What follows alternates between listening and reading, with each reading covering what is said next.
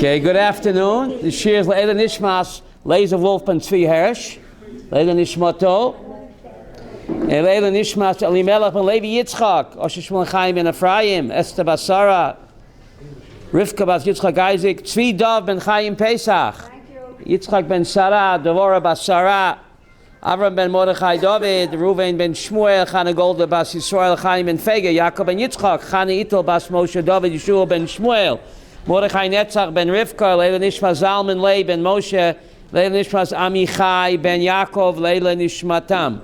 Today's shir is, did a ger, rejection of a ger, did that bring on Amalek?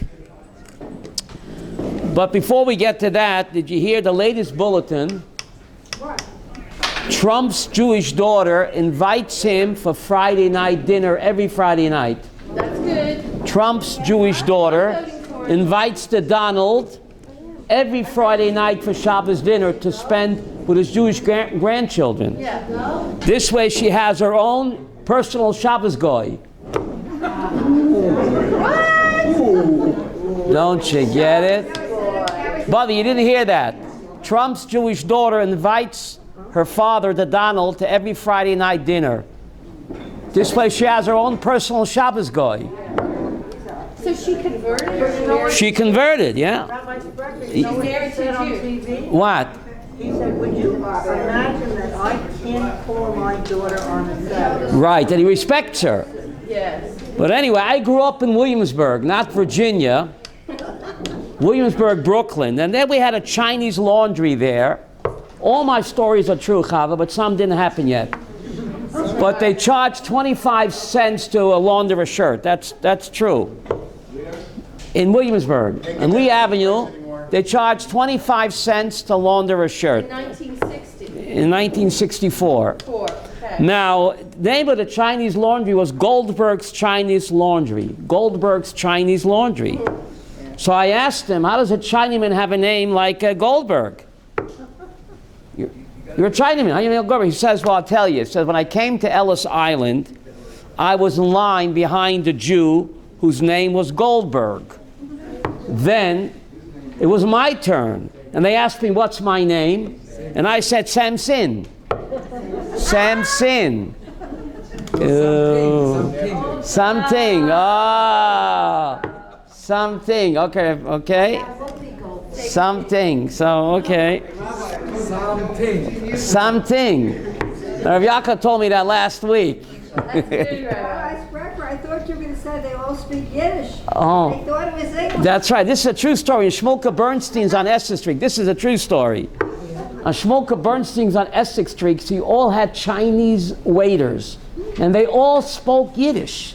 So I asked Mr. Bernstein, how did the Chinese speak Yiddish? He says, shh, shh, they think it's English. Okay. Did rejection of a ger bring Amalek? Take a look at your source sheets, please. This is on Tractate Sanhedrin, page 99. Michael, you have one? Did rejection of a convert bring Amalek? Frightening Gemara here. This is Sanhedrin 99. You have it, Mickey? The Gemara continues with the story of Timnah. You have that on the left side on top?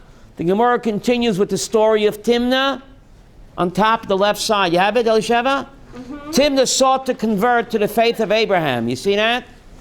The Gemara continues with the story of Timnah. She wanted to convert to the faith of Abraham. Batal Eitzel Avram Yitzchak v'Yaakov. And she came to Abraham, Yitzchak, and Yaakov for the purpose of what? Converting. Now you look at footnote 29, it's very difficult to believe that. Look at footnote 29, Mickey. It would seem impossible that Timnah actually came to Avram, Yitzchak, and Yaakov, in as much as she was Eliphaz's daughter. Eliphaz was Esav's son.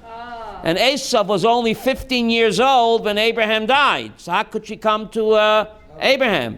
Rather, the Gemara means that Timnah wanted to attach herself to the offspring of Avram, Yitzchak, and Yaakov by converting to Judaism. Wow. Back in the text, you see that? V'loi kiblua, but they refused to what? Accept her. They rejected her. Holcha hoita pelegesh alifas ben Esav. She there became the girlfriend, the concubine of Eliphaz, the son of Esav. Why? Amra, she said, Mutaf, tehei shifcha l'omazu, better to be a maidservant to this nation, because Esav comes from whom? From Avram and Yitzchak. Better to be a lowly maidservant to this nation, v'loi tehei gevira l'uma acheret, rather than be a princess to any other nation. Wow. Footnote 30. You have that, Elisheva, footnote 30? She was the daughter of it. Let's take a look at footnote 30. Timnah felt that it was better to marry into the family of the patriarchs, a God-fearing people, rather than to retain her royal status in another nation. She therefore accepted the lowly rank of being what? A concubine to Eliphaz, since he was Yitzchak's what? Grandson. Sounds like a very spiritual lady. Right? Yeah. So back in the text now, for what reason? You see that? For what? Second paragraph? For Without a very important sentence. which one? From her issued Amalek. We're not there yet. We're back in the text now. 1 second. Nafak miya, thank you. Nafak, thank you, Rivka. It's good that you're here today. Nafak, I'm still a little shikah from Purim. I'm a little shikah still. Nafak mina Amalek. From her, when she married Eliphaz, or didn't marry him, they had a child, and that child's name was what? Abu Mamzer. Ayatollah Khomeini.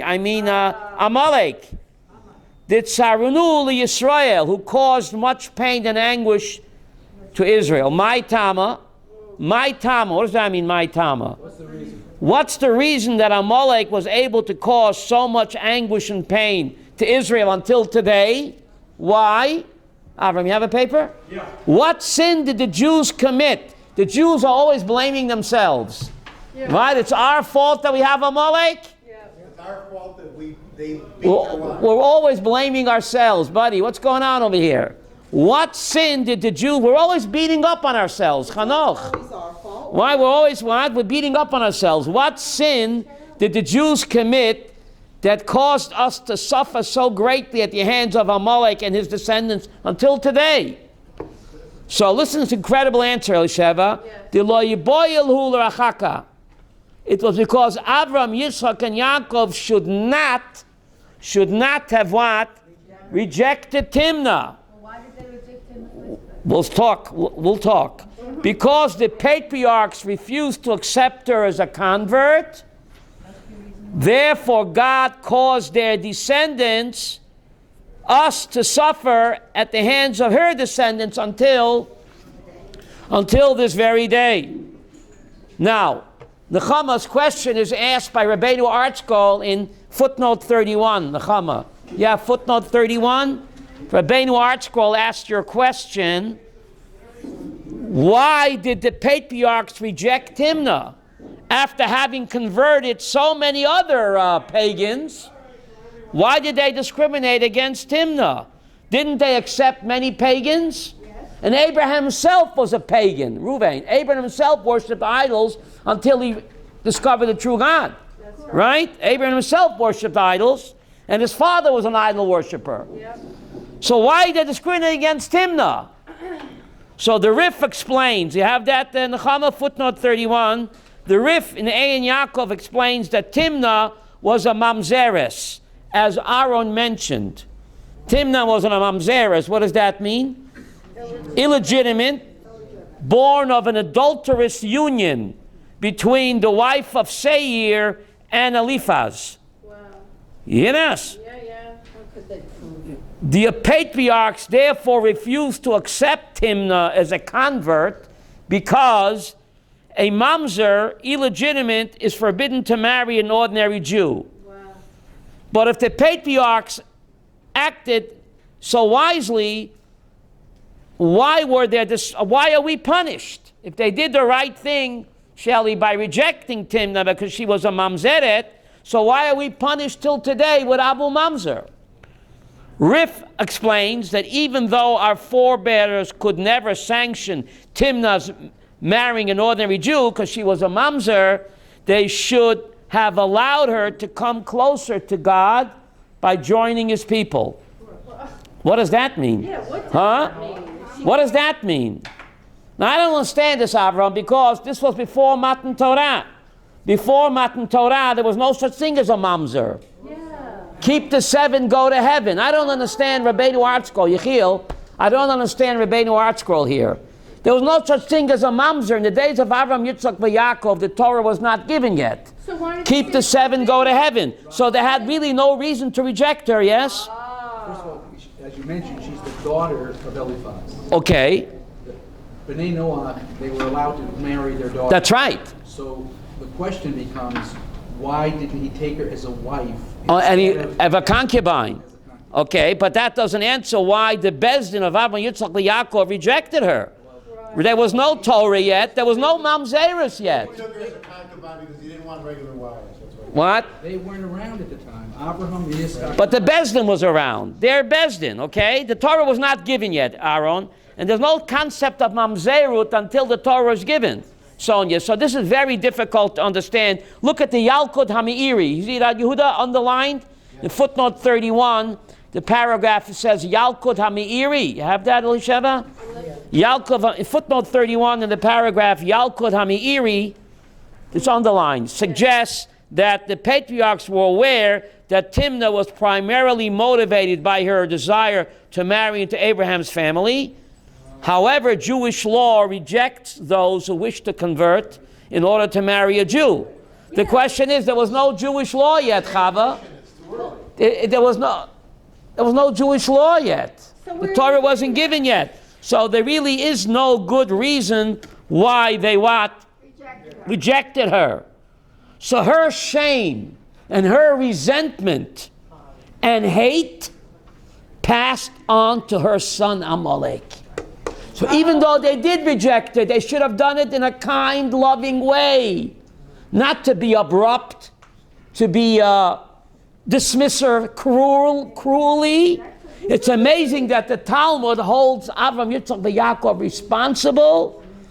Tell it like it is, because they didn't treat her with sensitivity and courteous. Therefore, her shame, her resentment, and her hatred passed on to her son Amalek, and we're still suffering today. Wow. It's amazing that the Talmud doesn't let Avram, Yitzchak, and Yaakov off the hook.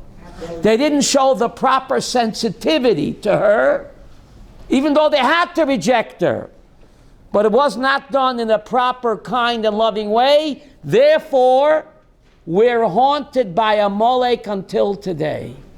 Yes? Your dad, Rob, What? your dad gives a reason here. One at It a says time. anybody who wants to convert in order to marry. But there was no Yoredeya yet. The Torah wasn't given yet. We forget, Sonia, keep the 7, go to heaven. They were not chumras yet. They were not. Yes? Right. What? When someone converts, he's like a newborn. Right. Therefore, if someone's a mamzer and converts, the previous status should disappear. Rabbi Yaakov, a goy can't be a mamzer. You brought up the subject. A goy cannot be a mamzer. Only a Jew can be a mamzer. What do they want from Timnah? If she wasn't Jewish, there's no such thing as a mamzer. Mamzer is only by Yidden. But maybe A goy that doesn't what? maybe she would have become a mamzeret if No, she it said- wasn't Jewish. But don't forget, A goy comes to convert, he's not a mamzer. There's no such thing as mamzerus by a goy, so that cannot be the reason for shutting her out. That was only an excuse, Jews still aren't treating Jews. right? What happens One at a time, what? What happens if you have two goyim, a brother and a sister, they get married and they have a child? That child is not a mamzer. What's that child? That child is not a mamzer. There's no mamzerut by goyim. It's incest. It's capital punishment, but it's not a mamzer. There's no mamzerut by a goy. That concept only exists by Yidden. don't forget they were. So you have a better answer then, right, Rabbi? But it doesn't matter. There were no Yidden yet. There was no mamzerut. Mamzeris was part of their. Yes. A boy can't be a mom. A boy can know. How come you call Abu Abba Mamzer? Mamzer. He's the only exception. He's the only exception. You're right. A goy cannot be a mamzer. That's right. So Only a Yid can be a mamzer. There's no yichus by goyim. The concept of yichus doesn't exist by goyim. So if a goy is a mamzer, which he can't be, he comes to convert, we accept him. That even a goy, a product of incest, Yiddish Shirley, a brother and a sister, can't be together, even goyim, and they are together, which is incest, capital punishment, the child can convert to Judaism. Why? Because there's no such thing as mamzerus by goyim. Mamzerus only exists by Yidden. So that magnifies the question. You're suggesting that she passed on the bad vibe. I'm suggesting that her shame, her resentment, and the hate for being rejected so abruptly, that she instilled that hate in her child, Amalek, and he passed that on to Amalek. So the message is that even if we have to reject somebody, we have to do it with sensitivity and love, and not to be cruel and abrupt. And here the Talmud condemns the greatest of the great. That's why we know that our religion, Chava, is true. Other religions cover up for their heroes. Our religion, tell it like it is, with no cover-ups. Nachmanides goes even further, yes? So this seems to be Hashem judging the ultimate expression of collective guilt, because it's guilt for all. So why are we responsible? If they sinned, if our forefathers sinned by rejecting Amalek, how come we're still paying the price? Right? That's Chanok's good question. How we treat the Arabs in terms of collective guilt as well. So let me tell you what the Ramban says. The Ramban wrote his commentary, Yechiel, in the year 1265. The year 1265 was the golden age when Jews and Muslims got along fine. 1265, no? Wasn't like today. Everybody thinks It was much better than today. The Ramban writes in Pashas Lech Lecha, it says that Sarah afflicted Hagar and caused her to miscarry. Remember the Cinderella story? Yeah. Sarah afflicted Hagar and caused her to miscarry. Says the Ramban, because Mama Sarah afflicted Hagar, the mother of Yishmael, Wait a minute. therefore the Yishmaelim are going to inflict the children of Sarah throughout the centuries. Again, look in Pashas Lech Lecha where it says V'taneo Sarai. Sarai afflicted Hagar, caused her to miscarry. Says Nachmanides. Why does it say that she caused it to miss? The Medrash says on that puzzle. What does affliction mean? She caused her to miscarry. Yishmael was the second son. Says the Ramban, because Sarah abused and mistreated whom? Hagar, the mother of Yishmael. Therefore, Hagar gave birth to Yishmaelim, who will abuse and mistreat the children of Sarah. So was the Ramban a Navi? In the year 1265, he wrote that. So why are we responsible, Chanok, right? I don't know. Rabbi Sprecher, But- we had a case like this right here in Israel. Go ahead. A few months ago, I read it in the internet. What did you read? A woman who had been converted 25 or 30 years later. Right, and now they want to say that it's not a good conversion. That's what they said. That's causing anguish to a ger. The most repeated mitzvah in the Torah is V'haftem et hager. It's repeated more than any other mitzvah in the Torah. 36 times. To cause anguish to a ger, you get 36 sins. If you take a ger to lunch, buy one, get 36. V'haftem et hager. But anyway, it's just amazing over here that the Talmud takes the Avos to task, and Nachmanides takes particular Sarah, that because Sarah mistreated the mother of Yishmael, abused and mistreated her, therefore the children of Yishmael, who's that? Abu Mamzer, abuse and mistreat us. So he wrote this in the year 1265. The question is, why are we responsible? What, Chava? But some people say that the Arabs are not the children of Ishmael. Well, they are. They're the Yishmaelim. So the question is, why were the Avos wrong? It's amazing that the Talmud says the Avos were wrong. So the Dibrat Moshe, Rav Moshe Feinstein, Zecher Tzadik Avracha, who passed away 30 years ago on Purim, this was his 30th Yortzeit, he deals with this question. What exactly did the Avos do wrong, Nechama? In his work called Dibrat Moshe, I'll read it to you. They said as follows, that she really doesn't want to convert because she believes in God, but she said she sees that the Israelite people have midos toivim umasim toivim.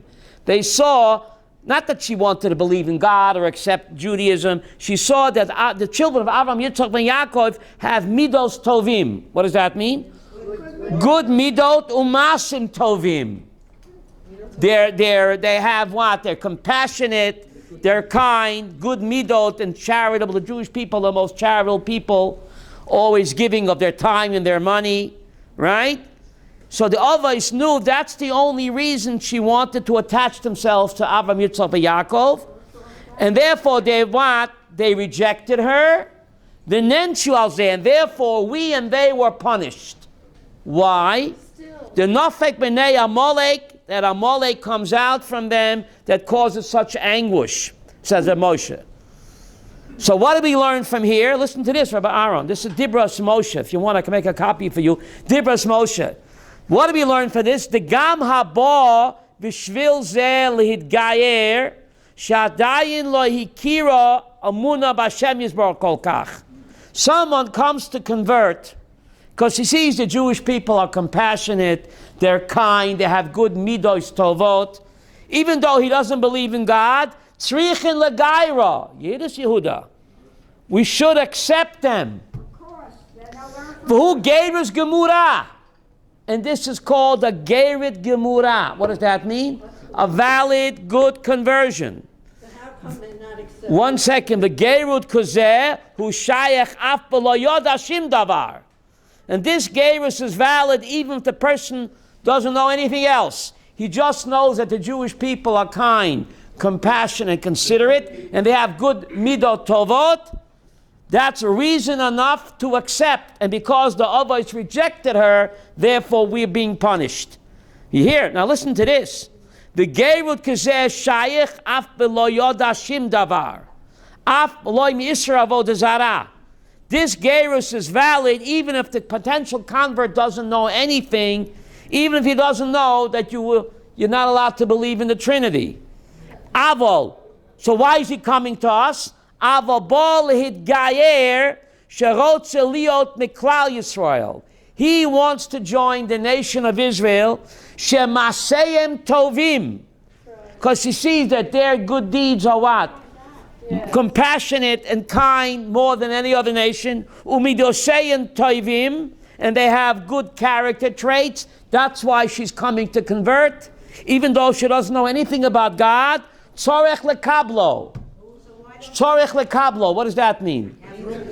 You have to accept. You have to accept. But once you accept them, then you have to let them know what? The mitzvot. You hear this? But you're not allowed to reject them. You're not allowed to reject them, right? I don't know. This is the Dibros Moshe talking. This is the Dibrot Moshe. If you want, I can make a copy for you. Dibros Moshe, Simin Tov Kof Chof Aleph. Dibrot Moshe, the sayings of Moshe Feinstein, Simin Tov Kof Chof Aleph. If the chief rabbinate would only read the Dibros Moshe, but some people say, don't confuse me with the facts. You hear what he's saying over here? So he's saying over here, if someone comes to Megayer to join Israel, just because he knows Maseyem Tovim, the Jewish people, they are very compassionate, they act with good deeds, and they have good character traits, Tzorech lekabloi, that's reason enough to accept them. But once you accept them, then you teach them about Avodah Zarah and all the other things. But even if they don't know anything about God, they only want to come because they see that we are a kind, compassionate people, that's reason enough to accept them. Because the Avot rejected Timnah for that reason, we are suffering until today from Arab terrorism. Isn't that frightening? Scary, Yechiel, but that's what the Talmud and Rav Moshe Feinstein is saying. So why are we responsible? But Asa was not Arab. What? Asa was not Arab. But Ishmael, but Amalek. Today they don't let them. Oh, it's Amalek. What? Yes. Is not only after the Jews, they're after anybody who is not them. But Amalek, they target the Jews specifically, no? Yes, yes. Didn't Iran just launch a missile last week? What was written on the missile? In Hebrew. Death to the Jews. The Jewish people must be destroyed. That was written on their missile. So what do we need to do, Rabbi? What do we need to do? What do we need to do? That's a good question. What? Question, Rob. Yeah. If what you're saying, Yes. what you're saying is that because we treated her so badly, Right. why is it then? That hatred, One second. her rejection, her hurt, her shame was passed on to her children. So they nursed that hatred until today of being rejected. So if that's the case, Right. why is it today that we won't allow Amalek to convert? We won't allow. Who's Amalek today? The Reb Chaim Soloveitchik In the day- says Amalek is that nation who hates the Jews more than he loves his own life. That's Amalek. Reb Chaim Soloveitchik said that. It's not a biological nation, like he said 100 years ago. It's a nation, a non-Jewish nation that hates the Jew more than he loves his own life. That's Amalek. You know anybody like that? Hitler. That's Abu Mamzer. Hitler wanted to convert. We Right. convert him. What? Of course. The Nazis were willing to kill themselves to kill Jews? What? But here, the Amalekites, It says it's halacha. You cannot allow a Amalekite to convert. yeah, and yet the Gemara in Sanhedrin page 96 says, you can look it up, Sanhedrin page, that the Bnei Banim Shel Haman, That's of the women, Con- not of the men. Bnei Banim Shel Haman became koilel guys. Only the Rambam says.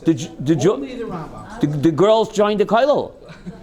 Only the Rambam. Sanhedrin 96, Yehuda, you can look it up. No. Took my Spirulina bowling this morning. Sanhedrin 96, that the Bnei Banim Shel Amalek converted to Judaism and became Rosh Koilel Bnei Brak. That's what it says.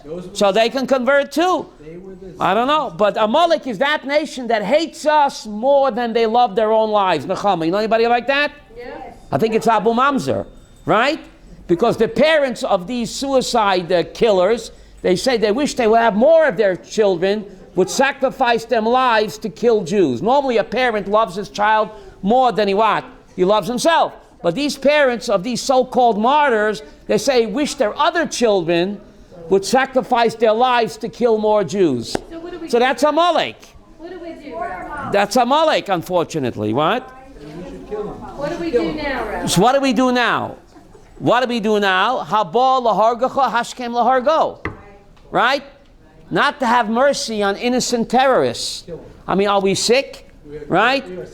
We're sick. The terrorist was down. But there are many times the terrorist was down and then he's making believe he's dead and he gets up with a meat cleaver. So the soldier should say, are you really dead? There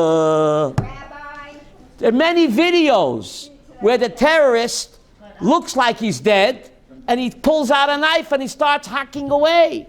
So what do you want from the soldier? Tap him on the shoulder. Are you really dead? When you have a government that believes that. What? Of course. So what do you, instead of defending our... Today's paper. His sister said that he said to her that the guy was wearing an overcoat, he could have had a bomb. And Right. when he moved, he was afraid that he would kill Right. the Jews. So instead of defending him, our prime minister, they're arresting him, giving him a medal. Olam hafuch, they should give him a medal. Now, surely now, a soldier will be afraid to shoot the terrorist. He'll be afraid to shoot the terrorist. Right? What? There are some of the MKs that I've got an action alert, but I don't have it with me. Yes. There are some MKs that are coming out in favor of the soldier, like Bezalel Smotrich. Well, of course. Avigdor Lieberman and another one, I forgot his name. And more are Bennett. coming out in favor of... There should be mass demonstrations by the prison. Right? The chief of staff should resign. The Torah says clearly, Habal lahargacha, hashkem lahargo. someone comes to kill you, get up and kill him first. So the chief of the IDF says, we don't go by those slogans. That's what he said. It's halacha. The Torah says, Ein loy damim. Ein loy, so the Gemara in Sanhedrin 72 says, if someone is out to kill you, he's like a dead man walking. His life is forfeit. You're supposed to kill him because his life is forfeit. He's coming to kill you. You're supposed to kill him. He's like a dead man walking. So by showing mercy to terrorists, what's going to happen now? Now the soldiers will be afraid to shoot the terrorists. So I don't want to say what's going to happen. So more Jewish blood, chas v'shalom. And then we're done for, that's it. Well, we might as well pack up and give up.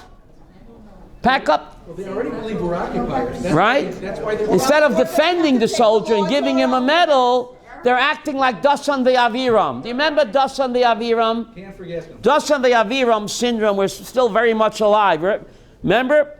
Moshe killed a Mitzri who was beating up the Jew. So Dasan ve'Aviram, instead of having Rachmanis on the Jew being beaten, they said, how dare you kill an innocent Mitzri? So the lefties, B'Tselem and J Street, their sympathy is with the murderers. Unfortunately, what? The victim becomes the victimizer. The victim, right? It's an upside down word, unfortunately, right? But anyway, here. They're trying to mess up our heads. So what's the message over here? You have to treat a convert and a potential convert with love and affection and courtesy. And if you have to reject them, you can't do it abruptly and not in a mean way. You have to do it with love. Yes? Esther, you had a question? What? Speak up. A citizen who's carrying a gun, Yeah. ends up in the position where they have to shoot a terrorist. Will they He'll think protect 3 him? times. Maybe I should negotiate with him. If I was carrying a gun, Right. Yes, Shoshana, you had a question? What? Amalek comes from Asa, not from Ishmael. Okay, that's what I think Aaron mentioned. But Amalek is that nation whose hatred for us is stronger than the love of their own lives. So it's not a, Rav Chaim Soloveitchik said it's not it's a type whose hatred for you is stronger than the love of his own life, who wants to kill you more than he wants to live. That's Amalek. So it's not a particular nation, it's a type. Zohar says Yes. Amalek is the spiritual daughter of Lilies, who was the wife of Samuel. Okay. And these are the sarim of. Right. But why would the Talmud have to write this in Sanhedrin? That's why I made the copies. You shouldn't think I'm off the wall, Nechama. Why would the Talmud have to blame the Avot for the birth of what? Of our arch enemy.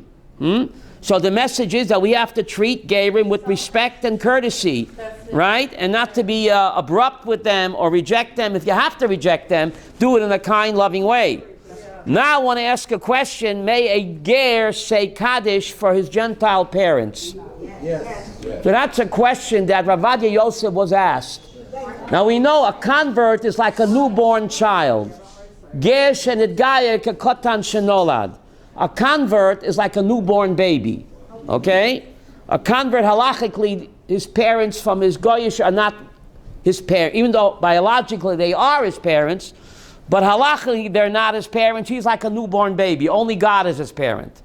So Rav Ovadia Yosef was asked in Yechavedah Siman Samach, can a ger say Kaddish for his non-Jewish parents? What? So he was asked this question, okay? And he said as follows. Then first he was asked, should a ger be mitzpalel? If his goyish parents are ill, should he be mitzpalel and make him a sheberach for them? He says, a ger l'spalel aviv, the efshe de mitzvah ika. Not only should a ger whose parents are sick be mitzpalel and make him sheberach for them, in shul, John Allen, whatever, mitzvah, it's a mitzvah to do that. Yiddish Avram. John Balker, it's a mitzvah to make him sheberach for John Balker, right? The mitzvah. Why? Because they brought him into the world. Now even though halachically they're not his parents anymore, but biologically they are, and it's hakora tatov. Because they brought him into the world. And even though we say, Ger shenit gaya kekotan shenolad, even though the Gemara in Yevamos says that a ger is like a newborn baby, right? Still, that's halachically. But biologically, they're still his parents, right? How do we know they're still his parents?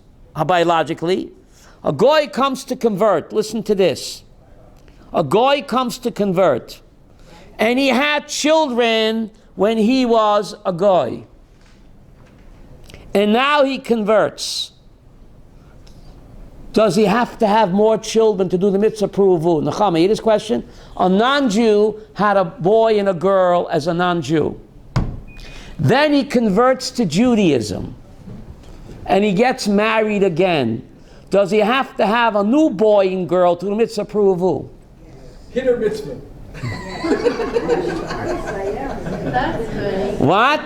So I would say, since he was a goy and his children, what?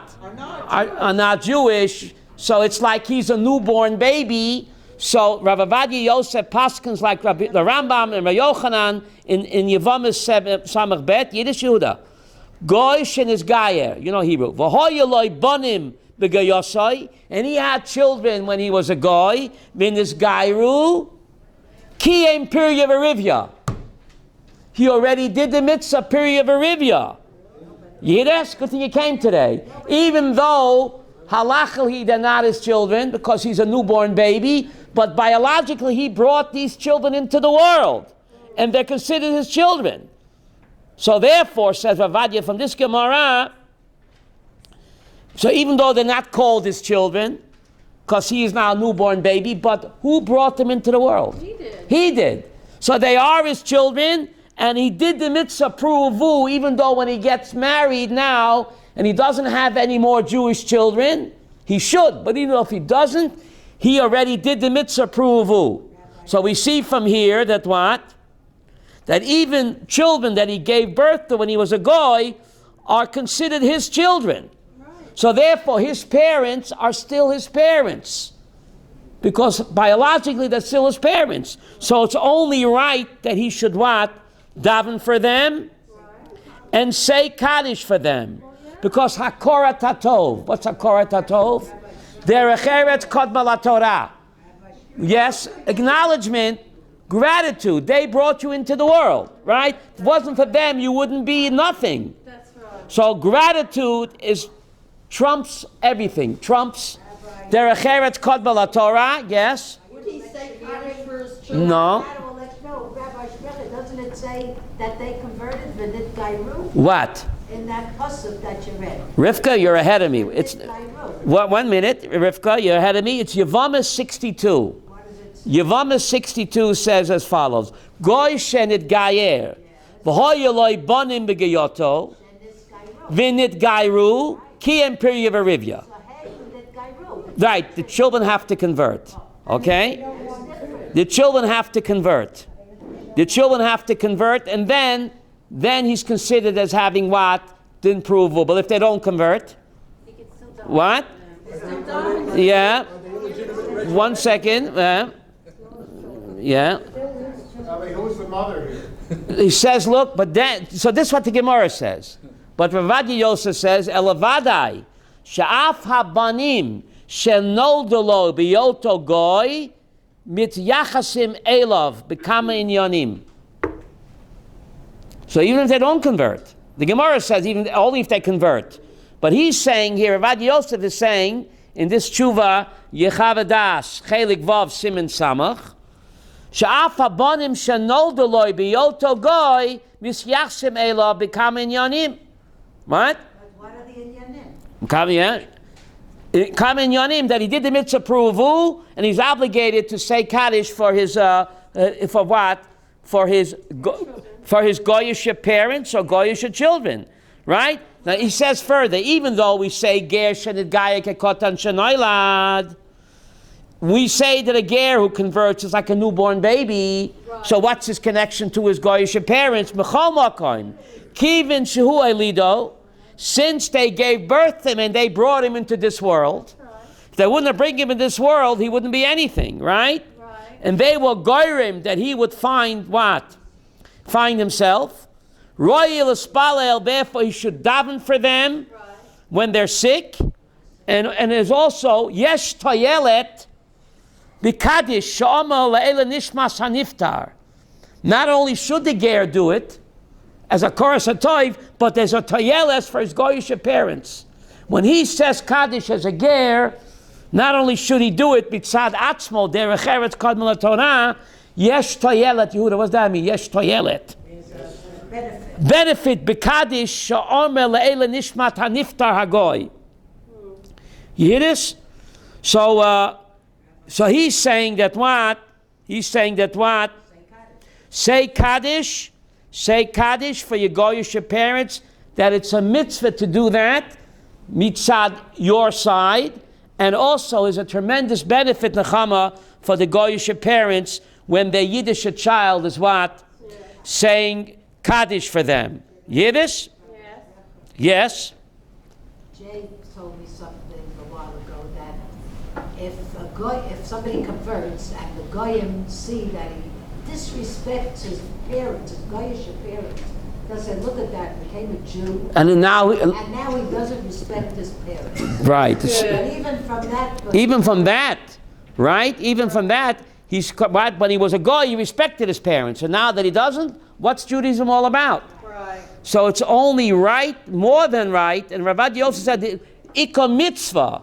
It's a mitzvah for Gerim to respect their parents, to be mispalo for them, and to say Kaddish for them when they're gone, and it has a tremendous benefit for the Goyish neshama in what? In Olam Haba. In Olam Haba. Yeah? So the same thing he says for a Goyish parent, Goyish mother or father, the Ger Tzedek should what? Should what? Say Kaddish for them, and it's a mitzvah to do that. But he says something more. Avram, you got to hear this. He says, saying Kaddish for a deceased parent, Jewish or not, that's Rakli Amei Ha'aretz. You can look this up in Yechavedas Chelik Vav Siman Samach. When you say Kaddish for what? For a deceased parent, that's good for Amei Ha'aretz, someone who doesn't know how to learn Torah. Aval Limud HaTorah, but studying Torah in the name of a deceased parent, Jewish or not, Moyil Mikol HaTfilot VaKadeshim. Studying Torah in the merit of a deceased parent, Jewish or not, helps much more than all of the Kadeshim. Yiddish? V'im ben mechadish chedusha Torah, and if the child is be able to say chedushim divrei Torah, there's no greater kibbut that his parents have in the afterlife than him what? Speaking divrei Torah. You hear what he's saying? V'chein kol ovel alav ve'eim yarbe limud haTorah. So more important than saying Kaddish for a deceased parent is what? It's teaching Torah or learning Torah in their memory, and it's tremendous benefit for the neshama and olam haba, Jewish or non-Jewish. So the great part of kibbut avayim is, I feel guilty that I left my parents in Flatbush and I made aliyah, that I left them, but I don't have to feel guilty, because the mitzvah of kibbut avayim, Maddie, keeps on going and going and going. Right now, I'm teaching Torah, I'm honoring my parents in olam haba. And Rechaim Kanevsky says, what? For a daughter as well as a son? Of course. Of course. Of course. So right now I'm honoring my parents by teaching Torah in their memory. And Chaim Kanevsky says when you teach Torah in the memory of parents, you don't have to say their name. It's automatically. Chaim Kanevsky Shlita B'nai Brak, when you're saying to someone else, you say Leila Nishmat Tzvi Dov and Chaim Pesach, right? Or Leila Nishmas Zalman Lei ben Moshe, Abichai ben Yaakov. But when I'm studying my parents, the Chaim Kanevsky says you don't have to mention their name because it's automatically for their benefit. Because the family bond is not broken with death. My parents are still my parents. So the great part about Kibbut Avayim is it's a mitzvah that doesn't stop with death. Remember the ever-ready battery? Keeps on going and going and going. So I'm honoring my parents right now in Olam Haba. And the Chai Adam says something amazing, Yehuda. The Chai Adam, you know who he was? He was Bechitna de Vilna Gaon. In Hilchas Kibbutz Av Eim Shirley says something amazing. He says, what? No, Achron. He was a Bechitna de Vilna Gaon. The Chai Adam, in Hilchas Kibbutz Av Eim, he says, you can honor your parents after death even more than in life. Wow. Fasten your seatbelts. I'll put it in my language, what he means. How do you honor your parent when they're alive? You take them out for lunch. Right. You take them to a Chinese kosher restaurant. In 12 minutes, they're hungry again. Chinese food. Even you buy them a steak dinner. In 4 hours, they're hungry again. Yeah. Right? You visit them, you call them. When you leave, the hana wears off. How do you say hana? The pleasure is temporary. I sound like temporary. Right? The Chinese meal wears off, even the steak wears off. The visit, when you leave, they get sad again. The hana you give them, Esther, is temporary. But when you honor them in Olam Haba, by studying Torah or saying Kaddish, it's not like a Chinese dinner. The hana is in their neshama forever. It doesn't wear off like a physical pleasure. So the hana that I'm giving my parents now, the hana remains in the neshama forever. So when you're saying Kaddish, now Shoshana, Rabbi Soloveitchik Paskin, a girl can say Kaddish in the ladies section when the men are saying Kaddish. That's right. A lady should say, the daughter should say Kaddish in the ladies section, Masha Yiddish. When the men are saying Kaddish, the daughter should say in the ladies section. So that hana that the neshama has is not temporary, like a physical pleasure. That pleasure remains with the soul, what? Forever. So Nechama, you're honoring your parents are deceased, right? That's good. So by attending a Torah shiur, right, or saying Yotzeit, saying Kaddish on their Yotzeit in the ladies section, you are giving them tremendous eternal pleasure. Wow. So we have to know that the mitzvah of Kibbutz Av V'Eim, Avram, does not stop with death. You're attending the shiur now, Leila Nishmas Eliyahu ben Fega. You should have that in mind. You're honoring your father right now. That's good, Rabbi. Better than a Chinese lunch. Yeah. I disagree with you. Oh. Always. I'm sorry, as a parent, alive, everything you do for your parents Yet. is better than when they're not here and you cannot be with them. The Chai Adam That's disagrees a with you. personal feeling. But when your child visits you, but after the visit, you have a letdown, no? As a grandmother who lost a grandson, Okay. every minute that he was alive is better than But now he's not anything here. I could do to I'm taking, if your children take you out to lunch, you get hungry again, no? The pleasure wears off. God, I'm with him all the time. But you have to know no matter what I that do here, when- I am still with them. Okay, when you honor a parent in Olam Haba, the pleasure you're giving them is not a temporary pleasure. That's the Chai Adam, okay? You want to argue to Bechitna, the Vilna Gaon? Okay? Right? Go ahead, Shirley. If you give tzedakah, Right. their memory, but The Zel Bazach. The same thing, but the highest honor you can do is Limut Torah says. Kaddish is good, tzedakah is good, that gives pleasure, but the greatest pleasure the neshama receives is what? Limut HaTorah. What? Herring. No. Herring? No, the neshama can't be late to a herring. The neshama can be what? What? The neshama likes herring.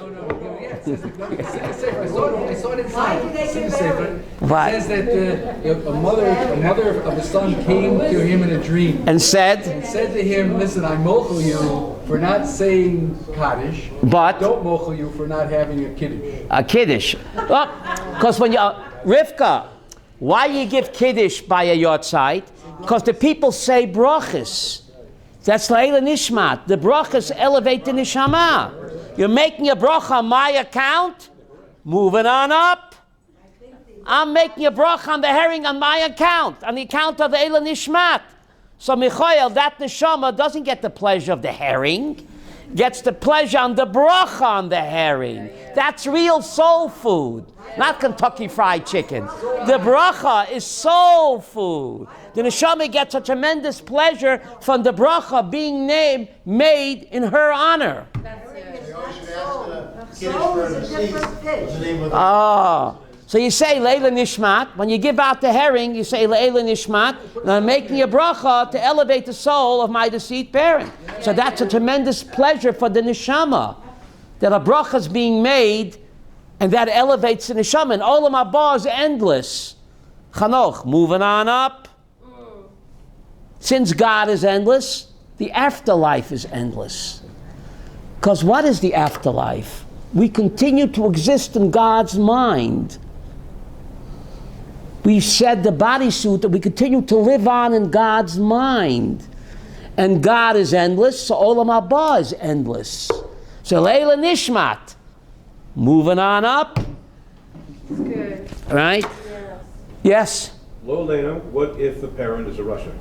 So if the parent is a Russia, so the Zohar says, Bra mezaka Abba.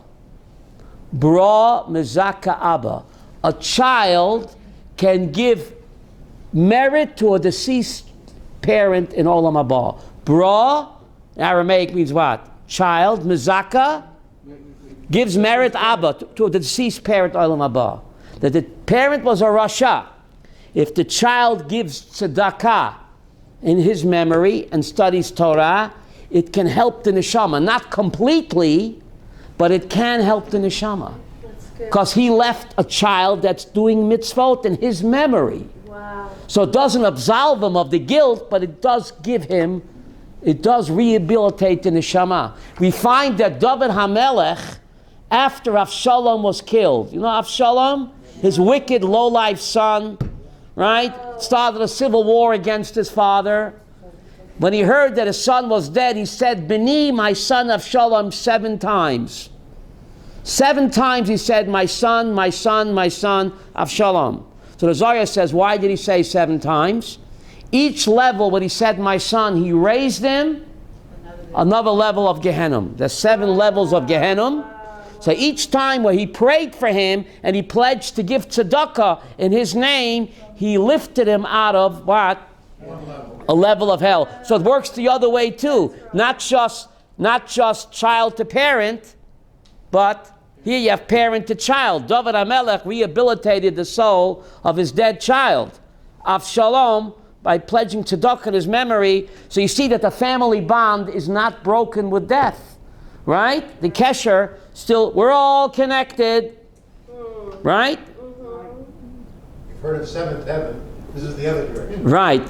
Whatever is true in there's 7 levels of heaven, and the Zohar says there's 7 levels of hell. The Pasuk in Koheles, Zeh l'umat zeh also lehim. What does that mean? Zeh l'umat zeh. Whatever is true in Kedusha is equally true what? Tumah. There's memtesh sharei tumah and there's memtesh sharei Kedusha. You have to have that constant what? Balance. Right? Thank you very much. Toda rabah.